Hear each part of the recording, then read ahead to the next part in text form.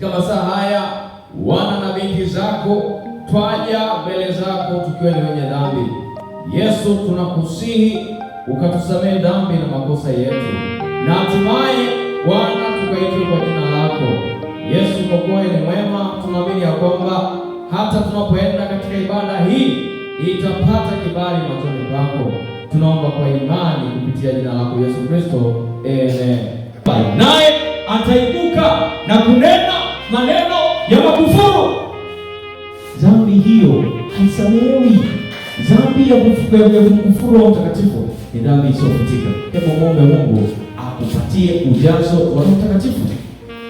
Tumemwona Yesu amekwisha kujazwa na Roho Mtakatifu, akaingia kwenda kuhubiri. Yesu anahubiri Galilaya, anazunguka kwenda Samaria na maeneo mengine yote, anahubiri habari njema ya wokovu. Hebu ifikirie, ikiwa Yesu alienda kuhubiri, iweje wewe ambaye hata muujiza hata mmoja haujawahi kutenda, na hata kumwombea mwenye pepo likatoka, pengine hajawahi kutokea kwenye maisha yako, iweje usijiingize katika kazi ya Mungu?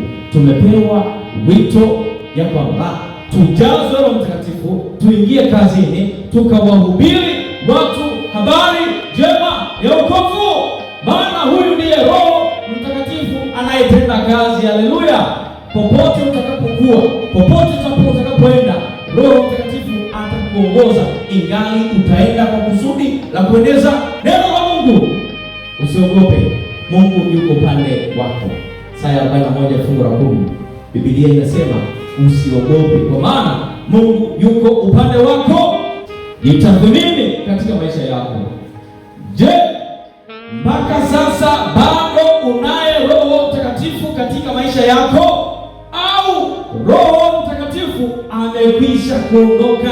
Kuna watu tunaishi katika dunia hii tukihisi kana kwamba bado tuko na Roho Mtakatifu, kumbe Roho Mtakatifu amekwisha kuondoka.